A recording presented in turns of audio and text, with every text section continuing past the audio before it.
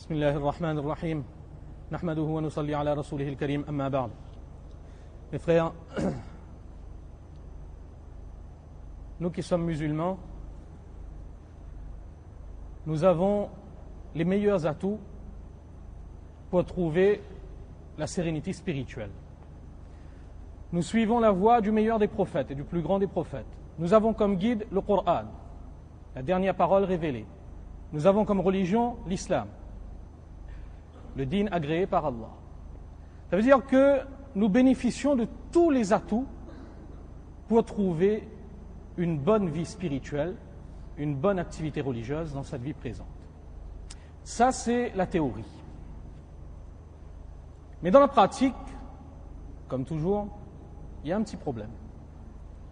C'est que nous, musulmans, la plupart d'entre nous, nous sommes assez loin de cette théorie. Les années se succèdent, les années passent, 1428, 1427, etc. Et on se rend compte que dans notre vie, dans notre activité religieuse, c'est toujours pas ça. C'est pas ça. Combien d'entre nous, sincèrement, nous pouvons dire que nous sommes aussi rigoureux pour être présents à la prière à l'heure que nous sommes rigoureux pour être présents au travail à l'heure? Combien d'entre nous, sincèrement, on se pose la question à soi-même, combien d'entre nous on peut dire que nous sommes aussi rigoureux dans le paiement de la zakat que dans le paiement de nos impôts? Combien d'entre nous pouvons dire, en toute sincérité toujours, que nous passons autant de temps dans la maison d'Allah que dans les lieux d'activité commerciale? Combien d'entre nous peuvent dire qu'ils sont aussi attirés par une bonne action que par un plaisir de ce monde? Des questions. Et quand on répond à ces questions, on se rend compte que, comme on a dit tout à l'heure, il y a un décalage entre la théorie et la réalité. Alors forcément, notre objectif, notre but, c'est pas seulement de faire des constats négatifs, c'est d'essayer de trouver également des solutions. D'où peut bien venir le problème, et ensuite on essaie d'y remédier. Alors quand on recherche les causes qui font que notre activité religieuse aujourd'hui n'est pas ce qu'elle doit être, eh bien on constate qu'il y a un facteur quand même assez important qui occasionne justement ce manque de vitalité dans le din. Ce facteur, Allah subhanahu wa ta'ala, il en parle dans le Coran. Ce facteur, c'est le rizq, c'est ce que nous absorbons, la nature et la qualité de ce que nous absorbons. Vous savez, notre âme, qui est le moteur de notre vie spirituelle, notre âme, pour fonctionner, comme n'importe quel moteur thermique, il a besoin d'un carburant. Et son carburant, c'est le rizq halal, la subsistance licite. Alors, pour être très clair dans ce que nous disons, qu'est-ce qu'on veut, de quoi parle-t-on exactement quand on parle de subsistance licite? Alors les ulama, ils nous disent que pour qu'une subsistance, une nourriture, soit considérée comme étant halal, pure, saine, il faut qu'elle réponde à un minimum de 5 critères. Premièrement, il faut que l'aliment ou bien la boisson, ce que nous absorbons, soit licite en soi, c'est-à-dire qu'elle ne fasse pas partie des choses qu'Allah il a interdit. Nous connaissons tous le porc, l'alcool, les animaux qui ne sont pas égorgés correctement, les animaux qui mangent des impuretés, etc. Les interdits alimentaires, plus ou moins, nous les connaissons déjà. Donc, premier critère, il faut que cet aliment ne fasse pas partie de la catégorie des nourritures interdites. Deuxièmement, il faut également que cette nourriture, pour qu'elle soit considérée halal, il faut que cet aliment ne contienne pas un ingrédient d'origine illicite. Ça veut dire que parfois, la nourriture en elle-même peut être pure et saine, mais étant donné que dans la composition de cet aliment, il y a un élément qui provient de sources illicites, une graisse animale qui n'a pas été égorgée, suivant le rite islamique par exemple, eh bien là aussi, cet aliment ne sera pas propre à la consommation. Troisième critère, pour qu'un aliment soit considéré licite, il ne faut pas qu'il soit contaminé par des substances impures ou illicites. Contamination, exemple simple, nous avons des viennoiseries parfois qui sont pur beurre, parfaitement licites, Mais le problème, c'est qu'avant de passer au four, on les a badigeonnés avec un pinceau. Et ce pinceau, il contient des poils de porc, de sanglier. Ah, et ça pose problème. Parce que c'est impur. C'est un peu comme si on avait badigeonné la viennoiserie avec de l'urine et on l'a passé au four. Pur beurre, mais il y a un problème. Troisième. Quatrième critère qui est nécessaire pour qu'un aliment soit considéré licite, c'est que le moyen par lequel il a été obtenu soit également licite. Ce n'est pas quelque chose que l'on ait volé ou pris sans la permission de son propriétaire légitime. Ça aussi, c'est un critère essentiel.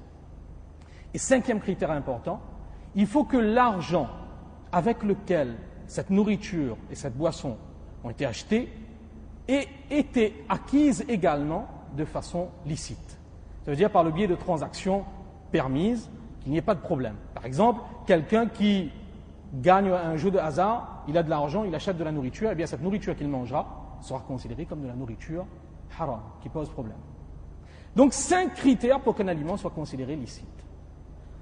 Alors justement, on a dit tout à l'heure que la nourriture licite, c'est le carburant. Le carburant de notre vie spirituelle. Et c'est là le problème. Si on prend le temps de réfléchir un peu et qu'on analyse scrupuleusement ce qu'on fait entrer dans notre organisme, on verra qu'il y a une bonne partie de ce que nous mangeons et de ce que nous buvons qui mérite d'être vu. Qui mérite d'être vu. Et Allah subhanahu wa ta'ala dans le Coran, qu'est-ce qu'il dit en s'adressant aux messagers, aux prophètes? Il dit Ya ayyuhar rusulu kulu min at-tayyibati wa'malu salihan. Ô les messagers, mangez ce qui est sain, ce qui est pur, ce qui est bon, et faites de bonnes actions. Et les commentateurs du Coran, ils nous disent que lorsqu'Allah il lie ces deux obligations, ces deux devoirs entre eux, le fait de manger de choses saines et d'accomplir de bonnes actions, c'est pour nous montrer que le respect du premier devoir aide au second devoir. Ça veut dire que c'est en fonction de ce que nous allons manger, de ce que nous allons faire entrer dans ce corps, que les actions seront produites. Alors nous, notre problème aujourd'hui, c'est que justement, on est face à un constat, un décalage entre notre réalité et la théorie. C'est-à-dire qu'on a des problèmes dans notre vie religieuse, on n'est pas vraiment poussé pour faire de bonnes actions. Eh bien justement, on ne devrait pas vraiment s'étonner. Notre situation, à vrai dire, est un peu comme celui qui prend sa voiture, qui remplit son réservoir à essence d'huile de cuisson, et ensuite il essaie de démarrer. Et il dit, mais ça ne marche pas, ça ne démarre pas. C'est normal, parce qu'il ne lui a pas fourni le carburant dont il a besoin. Eh bien, ce corps, il est exactement pareil. Ce corps, cette âme, ont besoin d'un carburant, et ce carburant, c'est le risque halal. Alors justement, le risque halal, le premier effet de ne pas faire attention à ce que nous consommons, c'est que justement, ça nous empêche d'agir en bien. Et ça, c'est déjà très pénalisant pour un musulman. Un musulman qui n'a pas envie de faire le bien, ça n'a pas beaucoup de sens. Mais le problème, c'est que les conséquences de manger haram, de consommer haram, ne s'arrêtent pas là. Le fait de consommer haram ne nous empêche pas seulement de faire de bonnes actions. Le fait de consommer haram peut remettre en question également le peu que nous faisons. Qu'est-ce que le prophète sallallahu alayhi wa sallam il a dit dans un hadith? Une fois, le prophète sallallahu alayhi wa sallam, il a décrit la condition d'une personne qui réunit toutes les conditions pour être proche d'Allah. Ça veut dire que cette personne, le prophète sallallahu alayhi wa sallam, il le dit, cette personne est en voyage. Nous savons bien que lorsque quelqu'un est en voyage, eh bien, ça augmente ses chances pour que ses doigts soient acceptés. Cette personne est en voyage, elle a les cheveux ébouriffés, elle est dans une condition déplorable. Elle tend les mains devant Allah et elle implore Allah. Elle dit, Ya Rabbi, oh mon Seigneur, j'ai besoin de telle chose. Mais qu'est-ce que le prophète sallallahu alayhi wa sallam il dit? Que cette personne, sa nourriture est haram, ses vêtements sont haram, sa boisson est haram, il a été nourri du haram. Comment une telle personne peut-elle espérer qu'Allah lui réponde? C'est ça. C'est que quand on consomme du haram, on brise le lien direct qu'il y a entre nous et Allah. Et là aussi pour un musulman, c'est quelque chose de catastrophique et de destructeur. Deuxième effet pervers de consommer haram. Mais encore une fois, ça ne s'arrête pas là. Il y a encore pire. Il y a encore pire. Le musulman qui consomme du haram, il obtient un privilège de la part d'Allah. Un privilège entre guillemets. Un privilège dont il se serait bien passé. Quel privilège? Le prophète sallallahu alayhi wa sallam, il le dit dans un hadith. Il s'était adressé une fois à un compagnon, il l'avait dit: Ya Ka'b ibn Ujra, ô Ka'b ibn Ujra, innahu la yarbu lahmun nabata min suhtin illa kanat an-nar awla bihi. À chaque fois que dans le corps du musulman, il y a un morceau de chair qui croît, qui augmente, et que cette chair, elle a été alimentée par du haram, eh bien cette chair-là, elle mérite avant tout le feu de l'enfer. Ça veut dire que le musulman qui consomme du haram, il obtient une place confirmée, un accès prioritaire au feu de l'enfer. Et c'est vraiment la dernière des choses que nous pourrions chercher dans ce monde. 3 effets pervers de la consommation du haram. Alors justement là, le temps est malheureusement très court, c'est l'occasion d'ouvrir une parenthèse. On a vu 2 références, 2 hadiths du prophète sallallahu alayhi wa sallam. Dans un hadith, le prophète sallallahu alayhi wa sallam, il nous dit que quand on consomme du haram, nos doigts ne sont plus acceptés. 1. Et deuxièmement, quand on consomme, on alimente ce corps avec du haram, de l'illicite, eh bien ce corps, on l'expose au feu de l'enfer. Alors aujourd'hui, c'est un secret de polichinelle que notre communauté elle a un grave problème avec l'alcool. Notre communauté a un problème avec l'alcool. C'est qu'aujourd'hui, la consommation de l'alcool est malheureusement en train de se répandre à grande échelle, en train de se banaliser également. Alors, encore une fois, on ne va pas s'arrêter au constat négatif. Que, ah oui, les musulmans maintenant ils boivent. On ne va pas s'arrêter là. On va aller chercher pourquoi. Pourquoi est-ce que des personnes musulmanes qui ont la foi, qui croient en Allah, qui connaissent l'interdiction des boissons alcoolisées, comment un musulman peut-il arriver à boire de l'alcool? Et quand on réfléchit un peu, on constate que il y a généralement 2 causes qui reviennent souvent. Quand quelqu'un il sombre dans l'alcool, c'est généralement pour 2 raisons. La première raison, c'est qu'il y a certains qui ont envie de s'éclater. Ils aiment bien s'éclater. Alors ils aiment bien cette euphorie que procure l'ivresse. Quand on est sous, on oublie tout, on se sent bien, on plane. Eh bien, il y a certains qui boivent pour ça, pour se sentir mieux. Mais ce qu'il ne faut pas oublier, c'est que justement, au plaisir de l'ivresse succéderont un jour des décennies de détresse et de tristesse. Personne dans ce monde n'est éternel. Et même les meilleurs plaisirs de ce monde, ça on le sait, ne dureront pas toujours. Et viendra un moment où on regrettera cette ivresse. Regardez ce que le prophète sallallahu alayhi wa sallam il a dit, que la chair qui a été alimentée, qui a été abreuvée du haram, eh bien où est-ce qu'elle va finir?